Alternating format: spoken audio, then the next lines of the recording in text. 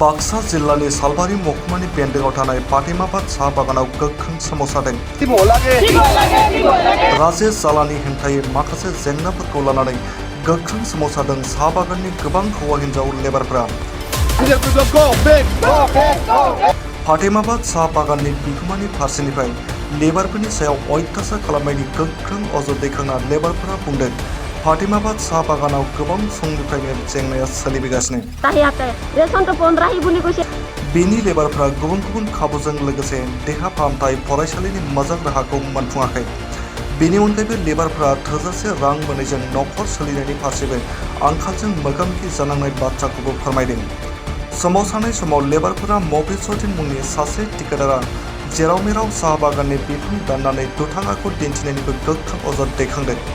फारसेथिं सुतिनि रां होयै हा फाट्टा राननानै होनाय पिएफ रां होनाय बायदि गोबां जेंनाफोरखौ लानानै थाबैनो बेफोर जेंनाफोरखौ समाधान खालामना होनांगौ आरो बे जेंनानि सायाव थाबैनो संदानो दाबि खालामबावदों। নাই ছাৰে উল্টা কয় যে তহঁতে কাম কৰ 2টা বজালৈকে থাকিব লাগিব। এই কিবা ধীৰাজ ছাৰে, ধীৰাজ বৰ্মন ছাৰে এনেকৈ কয় আমাক দম দে খালি কামৰে খালি কাঢ়া দেখাই খালি কামৰে কাঢ়া দেখাই। মেনেজাৰ না ডাঙৰ মেনেজাৰ ই গাড়ী দি আহি যায় আৰু খালি কামৰে কথা কৈ থাকে আমাক। আৰু আপোনাৰ আজি খিৰিকী দৰ্জা এনেকৈ মানে ভাঙি আছে। ইমান 10 দিন 20 দিন যাওঁ আমি ৰিপৰ্ট দিওঁ কিন্তু নাই কোনো এটাই মানে এটা চাবা নাহে। খিৰিকী দৰ্জা যে এটা আঙুলি দি ঢেকলালে যেন খুলি যায় খিৰিকী দৰ্জা। আৰু ইফালে বৰষুণ আহিলেতো থাকিব জাগা নহয় এনেকুৱা অৱস্থা হৈ আছে। কিন্তু কায়ো একো পৰামৰ্শ নলয় আমাৰ ছাৰ। আমি খালি কামটো কৰা লাগে কাম খালি চাবা আহে। তো আমাক এতিয়ালৈকে পাৰ্মিটি কৰি দিয়া নাই। আমাৰ ফাতেমাবাদ চাবাইকিয়াত এনেকুৱা সমস্যা চলি আছে যে পাৰ্মিট কৰিম বুলি আমাক ঠগালে, ফাঁকি দিলে জানুৱাৰী মাহত। পাছত 2022 ছুটি পইচাটো এতিয়ালৈকে আমি পোৱা নাই। সেইটো আমি কোৱাৰ কাৰণে ছাৰে আমাক অলপ মানে 22 তাৰিখে দিয়া বুলি কৈছে। তো কোন মাহৰ 22 তাৰিখে দিছে সেইটো আমাক লাগে। আৰু এই 22 তাৰিখৰ কথাটো যে ক'লে যে ছুটি পইচাটো কোনে দিব বা কোনে দিছে আমাক সেইটো লাগে যে আমাক এই সপ্তাহৰ ভিতৰতে ছুটি পইচাটো দিলে হ'ল। আৰু আমাৰ ৰেচনটো আমি দিলেও নাপাওঁ। এতিয়া দৰমহাটো 15 কৰি দিলে। তাৰপাছত আৰু এতিয়া ছুটি পইচা এতিয়া 2 বছৰ আহিয়ে পাল, 1 বছৰটো পোৱাই নাই। তাৰপাছত আপোনালোকক দিয়া বুলি ক'লে কালি ধীৰাজ ছাৰ মেনেজাৰে, ডাঙৰ মেনেজাৰে কালি ক'লে, যোৱাকালি। তো সেইকাৰণে আমি এতিয়া কোনেও দিয়া নাই, আমি পোৱা নাই। আৰু যদি আমি যদি পালোঁ হয় 22 তাৰিখত তেনেহ'লে আমি এনেকুৱা ধৰিব লগা আমাৰ একো ব্যৱস্থা নাছিলে।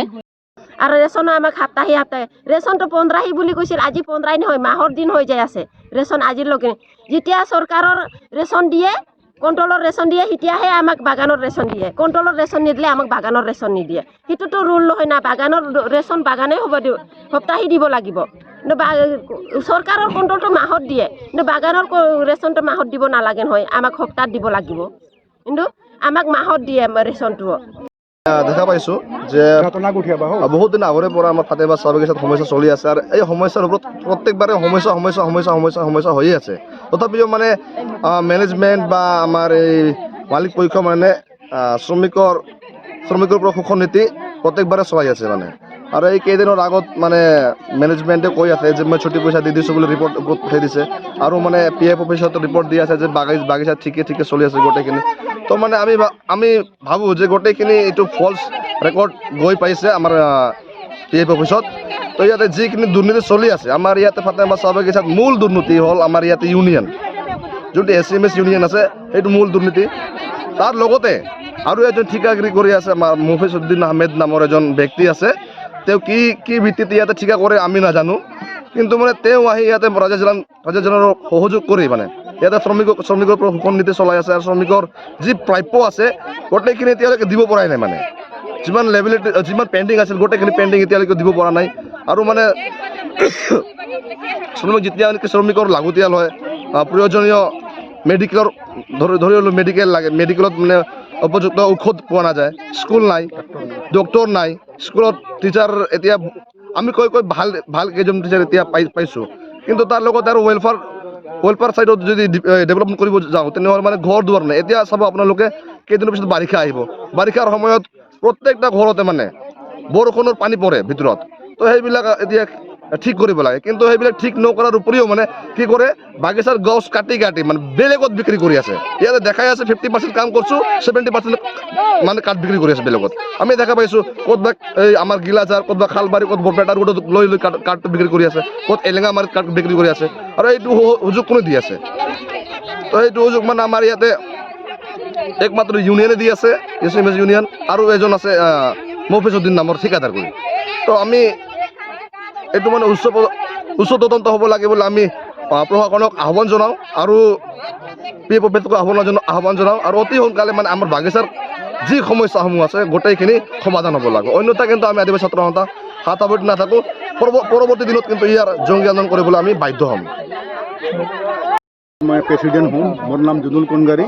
তো এই বাগানত যোনটো দুৰ্নীতি যোনটো চলি আছে, যেতিয়াৰ পৰা মানে বাগানটো এটেচমেণ্ট হৈছে ATPPৰ লগত, তেতিয়াৰ পৰা ইয়াতে মানে বিৰাট খেলি মেলি, লেনদেন নেদে। যেনেকৈ এটেচমেণ্টত যোনটো এগ্ৰিমেণ্টত যোনটো লিখা আছে সেইটোক লেনদেন এতিয়ালৈকে ক্লিয়াৰ নাই। আৰু ইয়াতে এটা মুফিদ আলী বুলি নাম আছে, সি ইয়াতে এছিষ্টেণ্ট মেনেজাৰৰ নিচিনা কাম কৰি আছে।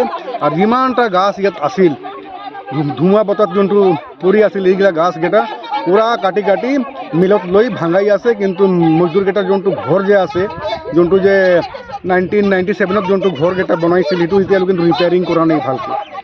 আৰু যোৱাকালি ধীৰজ বৰ্মন যে কৈছে মানুহকেইটাক যে আপোনালোকে ভালকৈ কাম কৰক, তেতিয়া মাইকীকেইটা কৈছে যে আমাক ছুটি পইচা দিব লাগিব। 2022ৰ আগষ্ট মাহত দিয়ে প্ৰত্যেক বছৰ, সেইটো পইচা এতিয়ালৈকে দিয়া নাই। তেতিয়া ধীৰজ বৰ্মনে ক'লাক মই 22 তাৰিখত দি দিছোঁ, পইচাটো পে'মেণ্ট কৰি দিছোঁ। সেইকাৰণে কালি চব মজদুৰে অফিচত গৈছিল, তেতিয়া মাপ খুজি আছে। ধীৰজ বৰ্মনে কৈ আছে যে মই মানে মুখৰ পৰা মই ভুল ইয়াক কৈছোঁ, সেইকাৰণে মোক ক্ষমা কৰি দিব, এনেকৈ কৈছে। তো ইয়াতে যেতিয়ালৈকে মানে এই ৰাজেশ জালান থাকে, তেতিয়ালৈকে এই বাগানটোত এনেকুৱা খেলি মেলি হৈ থাকিব। আৰু এই যোনটো মেনেজাৰ ধীৰজ কুমাৰ বৰ্মন, সি 4বাৰ ইয়াতে মানে আহিল, তাক মানে কোনোটা বাগানত তাক ল'ব নোখোজে। কিয়? তাৰ মানে বিৰাট খেলি মেলি, এনে কামৰ বিষয়ে এনেকৈ ভালকৈ নাজানে, খালি গাড়ীত ঘূৰে, কিন্তু মজদুৰক ভালকৈ বুজাই নকয় কামৰ বিষয়ে। সেইকাৰণে আমাক ধীৰজ বৰ্মনক নালাগে আৰু ৰাজেশ কুমাৰ জালানক নালাগে। আৰু আমাৰ এটাই কথা আছে, ATPPত যোনটো আমাৰ যে PF কমিশ্যনাৰ আছে, ৰিকভাৰী অফিচাৰক কৈ আছোঁ মই যে এইবাৰ যদি মালিক আহে তেনেহ'লে ভাল মালিক আহিব লাগিব, আৰু লগতে লেবাৰ মিনিষ্টাৰ আহিব লাগিব আমাৰ বাগানত, আৰু ফিল্ডত চব মজদুৰক বুজাইহে বাগানটো আমি হেণ্ড অভাৰ কৰিম। নহ'লে আমি বাগান কাকো নিদিওঁ। এনেকুৱা ফাংফুং মানুহ বাগান দি আমি মানে মৰবা লাগিব। এতিয়া আমাৰ ইয়াত ডাক্তৰ মোটামুটি 6 মাহ হৈ গৈছে, 6 মাহৰ দৰমহা মোটামুটি 3 লাখ টাকা, সেই পইচাটোও নিদিয়ে। আৰু এইভাগে আমাৰ ফাল্টুকেইটাৰ ছুটি পইচা মোটামুটি 7 লাখ টাকামান আছে পে'মেণ্ট, সেইটোও দিয়া নাই। কিন্তু বেলেগ কামৰ কাৰণে ক'ত উড কাটাৰ মেচিন আনছে, সেইগিলা আনবা পাৰি আছে, কিন্তু মজদুৰ যোনটো পাইপটো নেদে। তো মই বেছি নকওঁ। সেইকাৰণে আমাৰ এটাই কথা আছে, গাছ কাটা বন্ধ কৰক আৰু মফিদক বাগানৰ পৰা হটাব লাগে। আৰু ৰাজেশ কুমাৰ জালান আৰু এইভাগে হ'ল ধীৰজ কুমাৰ বৰ্মন যদি দিব নোৱাৰে এইটো সপ্তাহৰ ভিতৰত, তেনেহ'লে কিন্তু আমি ব্যৱস্থা ল'ম। আৰু লগতে আমি যোনটো যে ডেপুটি কমিশ্যনাৰক এড্ৰেছ কৰিছোঁ, যোনটো আমাক 3 বছৰৰ বেলেঞ্চ শ্বীট লাগে, সেই বেলেঞ্চ শ্বীট এইটো 20 তাৰিখত দিম বুলি কৈছে। কালি আমি শুনা পাইছোঁ 20 তাৰিখত দিম বুলি কৈছে। তো যদি নেদিয়ে তেনেহ'লে ইয়াত মানে আমাৰ বৃহৎ ব্যৱস্থা ল'ম বুলি আমি আশা কৰিছোঁ।